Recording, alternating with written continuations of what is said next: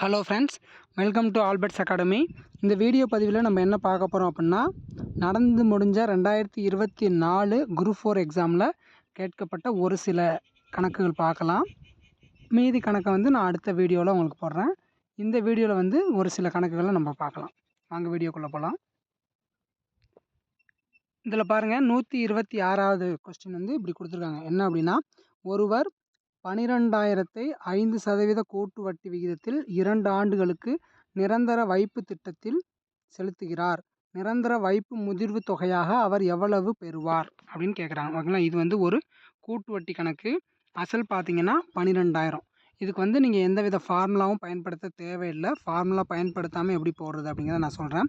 அவங்க கொடுத்துருக்க அசல் நான் எடுத்துக்கிட்டேன். 12,000 அப்படிங்கிறது அவங்க கொடுத்துருக்க அசல். இப்போ நம்ம அதில் 5% கண்டுபிடிக்கணும். கடைசியிலேருந்து ஒரு ஸ்தானம் தள்ளி பள்ளி வச்சா அது 10%. நம்மளுக்கு தெரியும் 1200ங்கிறது 10%. நம்மளுக்கு 5% வேணும். அப்போ 5%னா 600 ரூபா வரும். ஓகேங்களா, இது முதல் வருஷத்துக்கான வட்டி. அப்போ ஒரு வருஷத்துக்கு 600 ரூபா வருது அப்படின்னா, அடுத்த வருஷத்துக்கு இன்னும் ஒரு 600 ரூபாயை விட அதிகமாக வரும். ஏன்னா தனி வட்டினா சேம், அதே இன்னொரு 600 ரூபா வரும். இது கூட்டு வட்டினால கொஞ்சம் அதிகமாக வரும். அப்போ பார்த்தீங்கன்னா ஏதோ கொஞ்சம் சம்திங் அதிகமாக வரும். அதை நான் உங்களுக்கு அக்யூரேட்டாக சொல்கிறேன். இருந்தாலும் இப்போ 600 1200 வரும். ஓகேங்களா, 1200 வந்தால் அது தனி வட்டி. அது பாருங்கள், ஆப்ஷன் ஏல கொடுத்துருக்காங்க. 1200 அசல், 1200 வட்டி, 12,000 அசல். இது ரெண்டையும் ப்ளஸ் பண்ணிங்கன்னா 13,200ங்கிறது வரும். இது தனி வட்டியில் கேட்டிருந்தாங்கன்னா இது வரும். இப்போ கூட்டு வட்டியில் கேட்டிருக்காங்க. அப்போ இந்த 1200 விட கொஞ்சம் கூட வரும். ஒரு 1200 விட ஒரு 50 ரூபா கூட வரும்னு வைங்களேன். அப்போ 1250 ரூபான்னு வந்தால் 13,250 ரூபா அப்படிங்கிற ஆன்சர் வரும். அப்போ அந்த மாதிரி சம்திங்கில் இங்கே எது இருக்குன்னு பார்த்தீங்கன்னா 13,230 அப்படிங்கிறது இருக்கும். ஸோ அதுதான் ஆன்சர். இப்படி நீங்கள் கெஸ்ஸிங்லேயே ஆன்சர் போடலாம். இதை ஏன் இப்போ நான் உங்களுக்கு கெஸ்ஸிங்கில் போடுற மாதிரி சொல்கிறேன் அப்படின்னா, மேக்ஸை பொறுத்தளவுக்கு ப்ராப்பராக நீங்கள் போய் அங்கே எல்லா ஸ்டெப்பையும் போட்டு ஆன்சர் பண்ணாலும் ஆன்சர் வரும். இது மாதிரி ஒரு ஷார்ட்கட்டாக ஒரு வருஷத்துக்கு 600 வருதுன்னா அடுத்த வருஷத்துக்கு 600 ரூபாயை விட கொஞ்சம் கூட வரும் அப்படிங்கிற அந்த மைண்டை வச்சு போட்டிங்கனாலும் உங்களுக்கு ஆன்சர் பிளிங்க் ஆயிரும். அந்த முறைப்படி போடுறதையும் இப்போ நான் உங்களுக்கு சொல்கிறேன். ஆனால் ஏன் நான் அந்த மாதிரி ஷார்ட்கட்டாக சீக்கிரம் நம்ம ஆன்சர் வச்சு போடணும் அப்படின்னா, உங்களுக்கு டைம் ரொம்பவே சேவ் ஆகும். இப்போ அவங்க கொடுக்குற கணக்கு எல்லாமே ஒரு கணக்குக்கு அதிகப்படியான நேரம் எடுக்கிற மாதிரி கொடுக்குறாங்க. அதனால் கணக்கை நம்ம முழுமையாக போடாமல் ஒரு 50% கணக்கில் போட்ட பிறகு அதனுடைய ஆன்சர் இதாக தான் இருக்கும் அப்படிங்கிறத நம்ம கணிச்சு ஆன்சர் போடணும். இப்போ பாருங்கள், முதல் வருஷத்துக்கு நம்மளுக்கு 600 ரூபா கிடச்சிச்சு. அப்போ நம்மளுடைய அசல் எவ்வளோங்க? 12,000. அப்போ 12,600 ரூபாய் ஆக்கிட்டோம். இப்போ இதில் 5% நம்ம கண்டுபிடிக்கணும். கடைசியிலேருந்து ஒரு ஸ்தானம் தள்ளி புள்ளி வச்சா 10% நம்ம சொன்னோம். அப்போ 1260ங்கிறது 10%. 10% நம்மளுக்கு கண்டுபிடிச்சிட்டா 5% கண்டுபிடிக்கிறது ஈஸி. 1260 பாதி எவ்வளோன்னு பார்த்தீங்கன்னா 630 ரூபா. ஓகேங்களா, இது 2வது வருஷத்துக்கான வட்டி. இப்போ கூட்டினீங்க அப்படின்னா 0, 3, 12க்கு 2, மீதி 1, 1 2 கூட்டினா 3, 1 13,230 அப்படிங்கிற உங்களுக்கு ஆன்சர் வந்துடும். இதுதான் நம்ம ரூல்ஸ் படி அந்த ப்ராப்பராக நம்ம போட்டு போடுறது. இது மாதிரி போடுறதுக்கு உங்களுக்கு ஒரு கணக்கை நீங்கள் எவ்வளோ ஃபாஸ்ட்டாக போட்டிங்கனாலும் உங்களுக்கு 1 நிமிஷத்துலேருந்து 1.5 நிமிஷம் ஆகும். ஆனால் நம்ம அந்த முதல் வருஷத்துக்கான வட்டியை மட்டும் 600ன்னு கண்டுபிடிச்சி 2வது வருஷத்துக்கு 600 விட கொஞ்சம் கூட வரும் அப்படிங்கிறத நீங்கள் கெஸ் பண்ணி போட்டிங்கன்னா அந்த முதல் வருஷத்துக்கு கண்டுபிடிக்கிற டைம் மட்டும்தான், கிட்டத்தட்ட ஒரு 30 செகண்ட்லேருந்து ஒரு 40 செகண்ட் மட்டும்தான் உங்களுக்கு அந்த கணக்கு போடுறதுக்கான டைம் ஆகும். நீங்கள் அப்படியே வச்சு ஆன்சர் போடலாம். அதுதான் கணக்கில் ஒரு சில ட்ரிக்ஸு. வாங்க அடுத்த கணக்கு பார்க்கலாம். அடுத்து 137வது சம் பாருங்கள். அதில் ஃபைண்ட் த நெக்ஸ்ட் நம்பர் கொடுத்துருக்காங்க. அடுத்த எண் என்ன அப்படின்னு பார்க்க சொல்லியிருக்காங்க. ஒரு நம்பர் சீரியஸ் கொடுத்துருக்காங்க. என்ன கொடுத்துருக்காங்க அப்படின்னா 1, 2, 6, 24, 120 இப்படி கொடுத்துருக்காங்க. இதெல்லாம் நம்ம அடிக்கடி வீடியோவில் போட்டிருக்கோம். மிஸ்ஸிங் நம்பர், அடுத்து வர நம்பர், இதெல்லாம் நம்ம போட்டிருக்கோம். இப்போ பார்த்தீங்கன்னா இது என்ன பண்ணியிருக்காங்க அப்படின்னா, இது எல்லாமே ஒரு ஆர்டராக வந்திருக்கு. நம்மளுக்கு பார்க்கும்போது தெரியுது. இந்த 1ஐ 2ஆல் பெருக்கியிருக்காங்க. இன்ட்டு 2 பண்ணியிருக்காங்க. அப்போ 2 வந்துடுது. அந்த 2ஐ 3ஆல் பெருக்கியிருக்காங்க. அடுத்து 6ங்கிறது வருது. 6ஐ 4ஆல் பெருக்கியிருக்காங்க. 24 வருது. அந்த 24ஐ 5ஆல் பெருக்கியிருக்காங்க. அந்த 120 வருது. அப்போ அந்த 120 நம்ம எதால் பெருக்கணும்? 120 இன்ட்டு 6ஆல் பெருக்கணும். அப்படி பெருக்குனிங்கன்னா உங்களுக்கு 720 அப்படிங்கிறது வரும். ஸோ இதுக்கு ஆன்சர் பார்த்தீங்கன்னா 720 தான். ஜஸ்ட்டு நீங்கள் பார்த்தீங்கன்னாவே தெரியும். ஒன்னோட ஒன்று மல்டிபிள் பண்ணியிருக்காங்க. ஒரு ஆர்டராக மல்டிபிள் பண்ணியிருப்பாங்க. 2வது வாய்ப்பாட்டில் மல்டிபிள் பண்ணாங்கன்னா அடுத்து 3வது வாய்ப்பாட்டில் பண்ணியிருப்பாங்க. அடுத்து 4வது வாய்ப்பாட்டில் பண்ணியிருப்பாங்க. அடுத்து 5வது வாய்ப்பாட்டில் பண்ணியிருக்காங்க. அடுத்து அப்போ நம்ம 6வது வாய்ப்பாட்டில் பண்ணணும் அப்படிங்கிறத நம்ம தெரிஞ்சுக்கலாம். ஓகேங்களா, அடுத்த சம் பார்க்கலாம். 138 பாருங்கள். X is to y equal to 2:1 அப்படின்னு கொடுத்துட்டாங்க.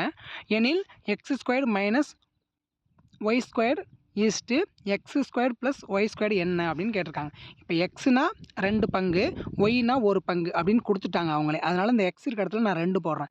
இந்த எக்ஸ் ஸ்கொயர்டு அப்படின்னா 2 ஸ்கொயர்டு என்ன வரும் 4ன்னு நான் போடுறேன். மைனஸ் குறி போட்டிருக்கனால மைனஸ் போடுறேன். அடுத்து ஒய்ங்கிற இடத்துல நான் 1 போடுறேன். 1 ஸ்கொயர்டு 1 தான் வரும். அப்போ 4லேருந்து 1 கழிச்சோம்னா அப்போ இந்த ஃபுல் டேர்மோட அர்த்தம் வந்து 3 அப்படிங்கிறது நம்மளுக்கு கிடைச்சிருது. ஓகேங்களா? அடுத்து எக்ஸ் ஸ்கொயர்டு இருக்கா, எக்ஸு இந்த டேர்ம் பாருங்கள். எக்ஸ் ஸ்கொயர்டுனா 4, ஏன்னா எக்ஸோட வேல்யூ நம்ம 2 அவங்க கொடுத்துருக்காங்க இங்கே பாருங்கள். அதனால நம்ம 2ன்னு எடுத்துட்டா 2 ஸ்கொயர் 4ன்னு வருது. இடையில இங்கே ப்ளஸ் குறி இருக்கா, அதனால இங்கே நான் ப்ளஸ் குறி போடுறேன். ஒய்னா 1 அவங்க கொடுத்துருக்காங்க. அப்போ 1 ஸ்கொயர் என்ன வரும் 1 தான் வரும். அப்போ 4யும் 1யும் கூட்டினா 5ன்னு வரும். அப்போ இந்த ஃபுல் டேர்மோட மதிப்பு 5 வரும். இந்த 2 டேர்முக்கு இடையில பார்த்தீங்கன்னா அவங்க ஈஸ்ட் கொடுத்துருக்காங்க. அப்போ இதனுடைய ஆன்சர் பார்த்தீங்கன்னா 3. இந்த டேர்மோட இது வந்து 3, இந்த டேர்முக்கு 5 வருது. அப்போ 3:5. ஆப்ஷன் டி தான் கரெக்ட். ஓகேங்களா? அவங்க கொடுத்துருக்க நம்பரை எக்ஸுக்காக 2 கொடுத்துருக்காங்கன்னா அந்த எக்ஸ் இருக்க இடத்துல 2 கொடுத்து நம்ம சப்ஸ்டியூட் பண்ணுறோம். ஒய்க்காக 1 கொடுத்துருக்காங்க அப்படின்னா அந்த ஒய் இருக்க இடத்துல 1 போட்டு நம்ம சப்ஸ்டியூட் பண்ணி போட்டோம்னா ஆன்சர் கரெக்டாக வந்துடும். 3:5 அப்படிங்கிறது தான் ஆன்சர் வரும். ஓகேங்களா? ரொம்பவே எளிமையான கணக்குகள் தான் கேட்டிருக்காங்க. நம்ம கணக்கு எல்லாருமே போட தெரியும். கணக்கு போடக்கூடிய வேகத்தை நம்ம அதிகப்படுத்தணும். அதுதான் கணக்கில் ஒரு முக்கியமான விஷயம். பரீட்சையில் நம்ம டைம் சேவ் பண்ணுறதுக்கு அதுதான் ஒரு முக்கியமான காரணம். ஓகேங்களா? அடுத்து 139வது கணக்கு பாருங்கள். குமரன் 20% தள்ளுபடியுடன் ஒரு ரெயின் கோட்டை வாங்கி ரூபாய் 25 சேமித்தார் எனில் ரெயின் கோட்டின் அசல் விலை என்ன அப்படின்னு ஒரு லாப நஷ்டத்துலேருந்து ஒரு கணக்கு கேட்டிருக்காங்க. என்ன அப்படின்னா ஒருவர் 20% தள்ளுபடியோட ஒரு ரெயின் கோட்டை வாங்குறாரு.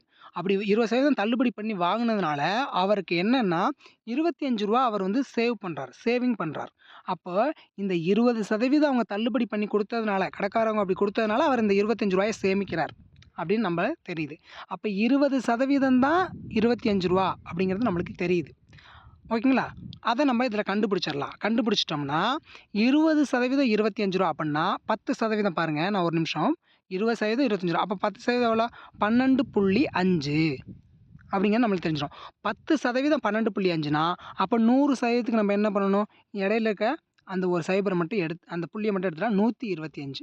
125 தான் வந்து அந்த ரெயின் கோட்டினுடைய அசல் விலை. இப்படியும் ஒரு மெத்தடில் போடலாம். நான் இன்னொரு மெத்தடில் உங்களுக்கு சொல்கிறேன் பாருங்கள். இது எது உங்களுக்கு ஈஸியாக இருக்குன்னு பாருங்கள். இப்போ 20% தள்ளுபடியோட அவங்க 25 ரூபா சேமிக்கிறாங்க அப்படின்னு சொல்லிட்டாங்க ஒரு பாயிண்ட்டு. அதுக்கப்புறம் உங்களுக்கு அதில் எதுவுமே புரியலை, இந்த விஷயத்தில் எனக்கு எதுவுமே புரியலை அப்படின்னா ரைட்டு விட்டுருங்க. அவங்க என்ன உங்கள்கிட்ட கேட்குறாங்கன்னா ரெயின் கோட்டின் அசல் விலை என்னன்னு கேட்குறாங்க. கீழே ரெயின் கோட்டினுடைய அசல் விலை 4 விலை கொடுத்துருக்காங்க. இதிலேருந்து நம்ம எடுத்து சம் போடலாம். இப்போ பாருங்கள், நான் ஆப்ஷன் ஏவை எடுக்கிறேன். ஆப்ஷன் ஏவை எடுத்தால் நான் 125 அப்படிங்கிறது எனக்கு கிடைக்குது. நான் வந்து 125 ரூபா வந்து எனக்கு ரெயின் கோட்டினுடைய அசல் விலை அப்படின்னு நான் எடுத்துக்கிறேன். எடுத்துக்கிட்டு அவங்க என்ன சொல்கிறாங்கன்னா 20% தள்ளுபடி பண்ணுறாங்க. அந்த ரெயின் கோட்டுக்கு 20% தள்ளுபடி பண்ணுறாங்க. இப்போ நான் எடுத்திருக்க அசல் விலை 125 எடுத்திருக்கேன் ஆப்ஷன் ஏவை. இதில் 20% நான் தள்ளுபடி பண்ணேன்னா 10% கடைசிலேருந்து ஒரு ஸ்தானம் தள்ளி புள்ளி வைக்கணும். 12.5 வருது. அப்போ 12.5ங்கிறது 10%. நம்மளுக்கு 20% தள்ளுபடி பண்ணியிருக்காங்க. அதனால் ஒரு 10% 12.5னா இன்னொரு 10% 12.5 தான். அப்போ 2 12.5 25 ரூபா. 25 ரூபா அவங்களுக்கு வந்து மைனஸ் பண்ணுறாங்க. பாருங்கள், 20% எடுத்தது அவங்க கொடுத்த 25 ரூபா அப்படிங்கிறது வருது. அப்போ அவருக்கு 25 ரூபா சேமிப்பாகுது. அப்போ இது எந்த அடக்க விலையை எடுக்கும்போது, அடக்க விலை அசல் விலையினால் ஒன்று தான். அந்த எந்த அடக்க விலையோ அசல் விலையோ எடுக்கும்போது உங்களுக்கு அந்த 20% 25 ரூபான்னு வருதோ அதுதான் ஆன்சர். அப்போ ஆப்ஷன் ஏ 125 தான் வரும். இது மாதிரியும் நீங்கள் ஆன்சர் போடலாம். ஓகேங்களா? ஒரு கணக்கை போடுறதுக்கு நிறைய மெத்தட்ஸ் இருக்குது. அது மாதிரி நிறைய விதமான ஷார்ட்கட் இருக்குது. உங்களுக்கு எந்த விதமான ஷார்ட்கட் உடனே மைண்டுக்கு வருதோ, ஒரு லாப நஷ்டம்னா ஒரு ஃபிக்ஸடாக ஒரு ஷார்ட்கட் வச்சுங்க. ஒன்று ஆப்ஷன்லேருந்து எடுத்து போடுறது, இல்லைனா அவங்க கொடுத்துருக்க கணக்கை வச்சு புரிஞ்சு போடுறது. நீங்கள் ஆப்ஷன்லேருந்து எடுத்து போடுறீங்க அப்படின்னா நீங்கள் எதையுமே பார்க்க வேண்டியதில்லை. கடைசியில் அவங்க என்ன உங்கள்கிட்ட கேட்டிருக்காங்க. இப்போ இந்த கணக்கை பொறுத்தளவுக்கு ரெயின் கோட்டின் அசல் விலையை உங்கள்கிட்ட கேட்டிருக்காங்க. ரெயின் கோட்டின் அசல் விலையாக இதில் நீங்கள் ஏதாவது ஒன்று எடுத்துக்கோங்க. எதை வேணாலும் எடுத்துக்கலாம். இப்போ 250 ரூபாயை நீங்கள் எடுத்துக்கங்க. 250 ரூபாய் எடுத்து அந்த ரெயின் கோட்டுக்கு 20% தள்ளுபடி பண்ணுறாங்க அப்படின்னா 20% தள்ளுபடினா எவ்வளோ 50 ரூபா. அப்போ 20% தள்ளுபடி வந்து 25 ரூபான்னு தான் வருது. ஆனால் நம்ம எடுத்த அசலுக்கு 50 ரூபா வருது. அப்போ நம்ம எடுத்த அசல் கிடையாது அப்படின்னு டக்குனோன்னா நம்ம வந்து இதை வந்து ஆன்சர் இல்லை அப்படின்னு முடிவு பண்ணிடலாம். இதை எடுக்கும்போது 50 ரூபா வருது அப்படின்னா, அப்ப இத விட பாதி தான் நம்மளுக்கு சேமிப்பு தொகை வரணும். அப்படின்னோன உடனே 125 தான் எடுத்தா கரெக்ட்டா வரும். அப்படிங்கிற கெஸ்ஸிங் உங்களுக்கு வரணும். இந்த 150 எடுத்து போடலாம், 175 எடுத்து போடலாம் அப்படிங்கிற மெத்தடுக்கு நம்ம போக்கூடாது. ஏன்னா, இப்போ ஒரு 250 எடுத்து போடுறோம். ரூ. 50 கிடைக்குது. நம்மளுக்கு ரூ. 25 தான் கிடைக்கணும். அப்ப அந்த கிடைக்கிற அமௌண்ட் பாதியா கிடைக்கணும். அப்ப நம்ம எடுத்த அமௌண்ட்ட பாதியா எடுக்கணும். அப்படிங்கிற மைண்ட் வந்து உங்களுக்கு வந்துச்சுனாவே, நீங்க கணக்க சீக்கிரம் போட்டுருவீங்க. அதாவது கணக்கு எல்லாருமே போடுவாங்க. எல்லாருமே ஆன்ஸர் கண்டுபிடிப்பாங்க. அத அந்த குறிப்பிட்ட டயத்துக்குள்ள யாரு கண்டுபிடிக்கிறாங்களோ, அவங்க தான் வந்து எக்ஸாம்ல மேல வர முடியும். ஓகேங்களா? அடுத்த சம் பார்க்கலாம். இந்த சம்மோட முடிச்சுக்கலாம். இப்ப பாருங்க. A = 1ன்னு குடுத்துட்டு, B = 2, C = 3 எக்ஸெட்ரா அப்படி டாட் டாட்டா குடுத்து Z = 26 அப்படின்னு ஒரு ஆர்டர் குடுத்துருக்காங்க. ABCD இது மாரி எழுதுனா, இப்படி எடுத்துக்கிட்டா அவங்க என்ன சொல்றாங்க அப்படின்னா, H, C, F இந்த 3 எழுத்து இருக்கு பார்த்தீங்களா? Hன்னு ஒரு எழுத்து இருக்கு. Cன்னு ஒரு எழுத்து இருக்கு. Fன்னு ஒரு எழுத்து இருக்கு பார்த்தீங்களா? இந்த எழுத்துக்கெல்லாம் இது மாரி ஒரு வேல்யூ இருக்கும். அந்த வேல்யூவ எடுத்து அதுக்கு மீச்சிமா கண்டுபிடிச்சு, அந்த மீச்சிமாவானது கீழ உள்ள நம்பருக்கு எதுக்கு சமமா இல்லைன்னு கேட்டிருக்காங்க. ஓகேங்களா? நம்ம இந்த கணக்க போடுவோம். இப்ப நீங்க ABCD உங்க நோட் இருந்தா, ABCD வரிசையா எழுதி வச்சுக்கங்க. ஓகேங்களா? இதுல ABCDல வந்து பார்த்தீங்கன்னா, H வந்து உங்களுக்கு 8வது எழுத்தா வரும். நீங்க எழுதி பார்த்துக்கங்க. C வந்து பார்த்தீங்கன்னா 3வது எழுத்தா வரும். ஓகேங்களா? இங்கேயே அவங்களே குடுத்துட்டாங்க. இருந்தாலும் நீங்க ABCD எண்ணி பார்த்துங்க. அடுத்து F பார்த்தீங்கன்னா 6வது எழுத்தா வரும். ஓகேங்களா? இப்ப இப்படி 6வது எழுத்தா வரும். இப்ப இந்த Hக்கு 8 போட்டேன், Cக்கு 3 போட்டேன், Fக்கு நான் 6 போட்டேன். இப்படி 3 நம்பர நான் கண்டுபிடிச்சுட்டேன். ஏன்னா அவங்க H, C, F அந்த 3 நம்பருக்கு தான் அவங்க எல்சிஎம் கண்டுபிடிக்க சொல்லியிருக்காங்க. நான் அந்த 3 நம்பர எடுத்துட்டேன். இதுக்கெல்லாம் இப்ப நான் எல்சிஎம் கண்டுபிடிக்கணும். இப்ப இந்த 3 நம்பருக்கு நான் எல்சிஎம் கண்டுபிடிக்கணும். 8, 3, 6 இந்த 3 நம்பருக்கு நான் எல்சிஎம் கண்டுபிடிக்கணும்னா, நீங்க வந்து டானா வகுத்தல்லாம் போட்டு பார்க்க வேண்டியது இல்ல. ஓகேங்களா? அதுக்கு நான் ஒரு ஷார்ட்கட் சொல்லியிருக்கேன். நம்மளுக்கு எந்தெந்த நம்பரு 8, 3, 6 இந்த நம்பருக்குலாம் நம்ம எல்சிஎம் கண்டுபிடிக்கணும் அப்படின்னா, எத்தன நம்பர் இது மாரி இருந்தாலும், இருக்கிறதுலயே பெரிய நம்பர் எடுத்துக்கங்க. 8. 8ங்கிறது தான் பெரிய நம்பர். எடுத்துக்கிட்டு, மீதி இருக்க நம்பர்ஸ் 2 நம்பரா இருக்கலாம், 3 நம்பரா இருக்கலாம், எத்தன நம்பர் வேணா இருக்கலாம். அந்த நம்பர்லாம் வாய்ப்பாடு. ஓகேங்களா? இப்ப 3ங்கிறது 3வது வாய்ப்பாடு, 6ங்கிறது 6வது வாய்ப்பாடு. இப்படி எடுத்துக்கங்க. இப்ப நம்ம எடுத்திருக்க பெரிய நம்பர் இந்த வாய்ப்பாட்டுல வருமான்னு பாருங்க. 3வது வாய்ப்பாட்டுல 8ங்கிற நம்பர் வருமா? வராது. அப்போ உடனே நம்ம என்ன பண்ணணும், இந்த பெரிய நம்பர 8ஆ இருந்த நம்பர அது கூட ப்ளஸ் 8 இன்னொரு 8ஆ மாத்தி 16ஆ மாத்திறணும். இப்ப 16ங்கிற நம்பர வச்சு இந்த 2 வாய்ப்பாட வச்சு பார்க்கணும். 3வது வாய்ப்பாட்டுல 16 வருமா? 6வது வாய்ப்பாட்டுல 16 வருமா? வராது. ஓகே. அப்ப 16ம் வராது. அப்ப என்ன பண்ணணும், இந்த 16 கூட இன்னொரு ப்ளஸ் 8 இங்க ஃபர்ஸ்ட்டு பெரிய நம்பர் இருந்துச்சுல்ல, அத கூட்டிக்கிட்டே வரணும். ஃபர்ஸ்ட்டு 8 பார்த்தோம். வகுபடல. அதனால அந்த 8 கூட 8 கூட்டுனோம். 16 வந்துச்சு. அந்த 16 கூட இன்னொரு 8 கூட்டுனா உங்களுக்கு என்ன வரும் அப்டின்னா, 24 அப்படிங்கிறது வரும். இப்ப 24 வருது. இங்க 3, 6 அப்படிங்கிற 2 வாய்ப்பாடு இருக்கு. இப்ப 3வது வாய்ப்பாட்டுல 24 வருமா? 8, 3, 24 அப்படிங்கிறது வரும். அதே மாரி 6வது வாய்ப்பாட்டுல 24 வருமா? கண்டிப்பா வரும். 4, 6, 24 இப்படி 2 வாய்ப்பாடு இருந்தா 2 வாய்ப்பாட்டுல அடி பண்ணணும். 1 நம்பர் இருந்தா 1 நம்பர்ல அடி பண்ணணும். இங்கிட்டு 3 நம்பர் இருந்தா 3 நம்பர்ல அடி பண்ணணும். எல்லா வாய்ப்பாட்டுலயும் அடிபடணும். அப்படி அடிபடுற மாரி வந்துச்சுன்னா, அதுதான் எல்சிஎம் 24 தான் இப்ப அது மாரி அடிபடும். அதனால இதனுடைய எல்சிஎம் 24. இப்படியும் நீங்க எல்சிஎம் கண்டுபிடிக்கலாம். இப்ப நான் உங்களுக்கு சொன்னதுனால கொஞ்சம் லேட் ஆகுது. அதாவது ஒரு ஒரு ஸ்டெப்பா சொல்றதுனால. இதே இங்க பாருங்க 8, 3, 6 அப்படின்னா 8 வகுப்படாது. அப்ப 16, 16 வகுப்படாது. அப்ப 24, 24 வகுப்படும். 8, 3, 24, 4, 6, 24 அப்படின்னா டக்குனு அந்த ஃபியூ செகண்ட் ஒரு 5 செகண்ட்குள்ள நீங்க இதுக்கு எல்சிஎம் கண்டுபிடிச்சிடலாம். இல்ல அப்படின்னா, நீங்க எல்சிஎம் போட்டு டானா வகுத்தல் போட்டு கண்டுபிடிக்கிறது எல்லாத்துக்கும் தெரியும். பரீட்சை எழுதுற எல்லாத்துக்கும் தெரியும். டைம் ரொம்ப வேஸ்ட் ஆகும். இங்க பாருங்க 3, 6, 8 அப்படின்னு போட்டு இத 2வது பாட்டுல போட்டு இங்க 3, இங்க 3, இங்க 4ன்னு போட்டு அடுத்து 2வது பாட்டுல போட்டு ஓகேங்களா? 3, 3ன்னு 2ன்னு போட்டு, அடுத்து ஒரு டைம் 2வது பாட்டுல போட்டு, அடுத்து ஒரு டைம் 3வது பாட்டுல போட்டு, அப்படி நீங்க போட்டு கண்டுபிடிச்சீங்கன்னா 24 தான் வரும். ஆனா அந்த 24 கண்டுபிடிக்கிறதுக்கும், நான் சொல்ற மாரி 24 கண்டுபிடிக்கிறதுக்கும் உங்களுக்கு ரொம்பவே டைம் சேவ் ஆகும். நம்ம கணக்கு போடும்போது ஆன்ஸர மட்டும் போடணும் அப்படின்னு நினைக்கக்கூடாது. அந்த ஆன்ஸர சீக்கிரம் கொண்டு வரதுக்கு என்ன வழி? அப்படிங்கிறதையும் பார்க்கணும். ஓகேங்களா? அப்படி பார்த்தீங்கன்னா, இந்த 8, 3, 6 அப்படின்னு HCFக்கு உள்ள நம்பருக்கு நம்ம எல்சிஎம் கண்டுபிடிச்சோம். அந்த எல்சிஎம் 24. ஓகேங்களா? இத நம்ம கண்டுபிடிச்சிட்டோம். இப்ப கணக்க வாசிங்க. அந்த HCFன் மீச்சிமா எதற்கு சமமில்லை அப்படின்னு கேட்டிருக்காங்க. ரொம்ப முக்கியமானது. எதுக்கு சமமா இருக்காதுன்னு கேட்டிருக்காங்க. மொத ஆப்ஷன்ல எக்ஸ் குடுத்துருக்காங்க.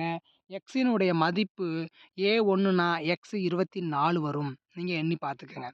இஎஸ் அப்படின்னு பார்த்தீங்கன்னா, வந்து 5வது எழுத்தா வரும். வந்து 19வது எழுத்தாக வரும். அப்ப இதையும் கூட்டுனீங்கன்னா, உங்களுக்கு வந்து பார்த்தீங்கன்னா 24. அப்ப இதுவும் எல்சிஎம்முக்கு சமமான ஒரு நம்பர் தான். ஓகேங்களா? அடுத்து இதுல பார்த்தீங்கன்னா, ஏ இன்ட்டு சி இன்ட்டு ஹெச்ன்னு குடுத்துருக்காங்க. ஏயோடைய வேல்யூ உங்களுக்கு தெரியும் 1, சியோட வேல்யூ உங்களுக்கு தெரியும் 3. ஓகேங்களா? ஹச்சோட வேல்யூ உங்களுக்கு தெரியும் 8. இப்ப இத 3யும் பெருக்குனீங்கன்னா, 1 3 3, 3 24. அப்ப இதுவும் எல்சிஎம்முக்கு சமமாக தான் இருக்கு. ஓகேங்களா? இது 3மே எல்சிஎம்முக்கு சமமா இருக்கு. அவங்க என்ன கேட்டிருக்காங்க கணக்குல அப்டின்னா, எது எல்சிஎம்முக்கு சமம் இல்லை அப்படின்னு கேட்டிருக்காங்க. அப்ப பாருங்க, இந்த ஏ பிளஸ் ஏன்னா 1, சின்னா 3, ஹச்னா 8. இது 3க்கும் கூட்டல் குறி குடுத்துருக்காங்க. இது 3யும் கூட்டுனீங்கன்னா 1 3 4. 4 8ம் பார்த்தீங்கன்னா 12. அப்ப இது எல்சிஎம்க்கு சமமா இருக்கா? இல்ல. ஏன்னா எல்சிஎம் நம்மளுக்கு 24 கிடைச்சுச்சு. ஆனா இந்த ஆப்ஷன் சி எடுத்து நம்ம ஏசிஹெச்ச போடும்போது நம்மளுக்கு 12 தான் கிடைக்குது. அப்ப இதுதான் எல்சிஎம்க்கு சமம் இல்லாத நம்பர். ஓகேங்களா? இதுக்கு ஆன்சர் வந்து ஆப்ஷன் சி தான். ஏ பிளஸ் சி பிளஸ் ஹெச் அப்படிங்கிறது. இப்போ இதுலேருந்து நீங்க என்ன தெரிஞ்சுக்கணும் அப்படின்னா, ஒரு கணக்க ஒரு எல்சிஎம்மோ, ஒரு ஹச்சிஎஃப்போ அல்லது ஒரு லாப நஷ்ட கணக்கோ, ஏதோ ஒரு விஷயத்த நீங்க கண்டுபிடிக்கணும் அப்படின்னா, அதுக்கு ஃபாஸ்ட் ட்ரிக் நெறைய இருக்கு. அந்த மாரி ட்ரிக்ஸ நீங்க பயன்படுத்தி போட்டீங்கன்னா, உங்களுக்கு கணக்கு போடக்கூடிய அந்த நேரம் ரொம்பவே மிச்சமாகும். ஒரு கணக்க நீங்க 20 செகண்ட்லேருந்து 30 செகண்டுக்குள்ள போடணும். அந்த ஆன்ஸர கரெக்ட்டா செக் பண்ணணும். எங்க இருக்கு? நம்ம கண்டுபிடிச்ச ஆன்ஸர் ஆப்ஷன்ல எங்க இருக்கு? அப்படிங்கிறத செக் பண்றதுக்கு ஒரு 5 செகண்டு. அந்த 5 செகண்டு இப்ப நான் வந்து இதுக்கு வந்து A plus C plus H option சில இருக்குது அப்படிங்கிறத செக் பண்றதுக்கு நீங்க 5 செகண்ட் எடுத்துக்கணும். அது எத்தனாவது சம்? 140வது சம். உங்க ஓஎம்ஆர் ஷீட், ஆன்சர் ஷீட்ல அந்த 140க்கு நேரா கை வச்சு, ஆப்ஷன் சி தான் கரெக்ட் அப்படிங்கிற சிக்கு நேரா உங்களுடைய விரல்ல அல்லது உங்க பேனாவ வச்சு, அதுக்கு ஒரு 5 செகண்ட் எடுத்துக்கங்க. அத ஷேடோ பண்றதுக்கு ஒரு 5 செகண்ட்லேருந்து 10 செகண்ட். அப்போ 30 செகண்ட்ல நீங்க ஆன்ஸர கண்டுபிடிச்சு 5 செகண்ட் அத வெரிஃபை பண்றது. அடுத்த 5 செகண்ட் அந்த இடத்துக்கு கொண்டு போய் உங்களுடைய பேனாவ வைக்கிறதுக்கு 40 செகண்ட் ஆயிடுச்சு. அடுத்த 10 செகண்ட் தான் வந்து நீங்க ஷேடோ பண்றது. 5லேருந்து 10 செகண்ட். அப்ப 50 செகண்ட். 1 நிமிஷத்துக்குள்ள நீங்க அந்த ஆன்ஸர இப்படி தான் போடணும். நீங்க கண்டுபிடிக்கிறதுக்கே 1 நிமிஷம் ஆக்குனீங்கன்னா, அத போய் கரெக்ட்டா இம்ப்ளிமெண்ட் பண்ணும்போது, அங்க அப்ளை பண்ணும்போது நீங்க தப்பு பண்ணிருவீங்க. அவசரத்துக்கு 140க்கு 139ல போய் செட் பண்ணுவீங்க. இல்லன்னா 140 சில வந்து 140 பில போய் டிக் பண்ணுவீங்க. இந்த மாரி கேர்லெஸ் மிஸ்டேக்லாம் வரும். அதனால அந்த மாரி கேர்லெஸ் மிஸ்டேக்லாம் நம்ம ஏன் பண்றோம் அப்படின்னா, நம்மளுக்கு டைம் இல்ல அப்படிங்கிற அந்த ஒரு ப்ரெஷர்னால தான் அந்த அ கேர்லெஸ் மிஸ்டேக் நம்மளுக்கு வருது. அதனால நீங்க கணக்க கண்டுபிடிக்கிற அந்த வழிய வந்து சீக்கிரம் கண்டுபிடிச்சிட்டீங்க அப்படின்னா, உங்களுக்கு டைம் மிச்சமா இருக்கும். அந்த டைம்ல போய் நீங்க பொறுமையா 140 சம் நம்ம கண்டுபிடிச்சோம். அந்த சம்முக்கு இதுதான் ஆன்சர் வரும். அப்படிங்கிறத நீங்க பிளான் பண்ணி கரெக்ட்டா நீங்க அதுக்கு ஷேடோ பண்றதுக்கு உங்களுக்கு நெறையவே டைம் கிடைக்கும். ஓகேங்களா? இது மாரி அடுத்து வர கணக்கும் நான் உங்களுக்கு அடுத்த வீடியோல போடுறேன். நம்ம வீடியோ உங்களுக்கு பிடிச்சிருந்துச்சு அப்படின்னா லைக் பண்ணுங்க, ஷேர் பண்ணுங்க. மறக்காம நம்ம ஆல்பர்ட்ஸ் அகாடமி அப்படிங்கிற யூடியூப் சேனல சப்ஸ்கிரைப் பண்ணுங்க, லைக் பண்ணுங்க. அப்பதான் இந்த வீடியோ வந்து நெறைய பேருக்கு யூஸ் ஆகும். நெறைய பேர் வந்து அகாடமி போய் சேர்ந்து படிக்க முடியாதவங்க, வீட்ல இருந்தே படிக்கிறவங்களுக்காக தான் நம்ம மேக்ஸு ட்ரிக்ஸா இருக்கட்டும், தமிழ் ஷார்ட்கட்டா இருக்கட்டும் எல்லாமே சொல்றோம். அதனால முடிஞ்ச வரைக்கும் உங்க ஃப்ரெண்ட்ஸ் எல்லாருக்கும் ஷேர் பண்ணுங்க.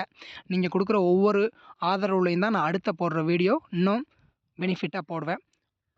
ஏன்னா எனக்கும் அப்பதான் ஒரு ஆர்வமா இருக்கும். நீங்க இந்த அளவுக்கு ஃபாலோ பண்றீங்க, இந்த அளவுக்கு நம்ம வீடியோவுக்கு ரெஸ்பெக்ட் குடுக்குறீங்க அப்படின்னா தான் நான் அடுத்தடுத்து வீடியோ போட எனக்கு ரொம்பவே யூஸ்ஃபுல்லா இருக்கும். நம்ம வீடியோ பிடிச்சிருந்துச்சு அப்படின்னா, நீங்க லைக் பண்ணி, சப்ஸ்கிரைப் பண்ணி வச்சுக்கோங்க. நம்ம வீடியோவ இதுவரைக்கும் வாட்ச் பண்ணதுக்காக உங்க அனைவருக்கும் நன்றி.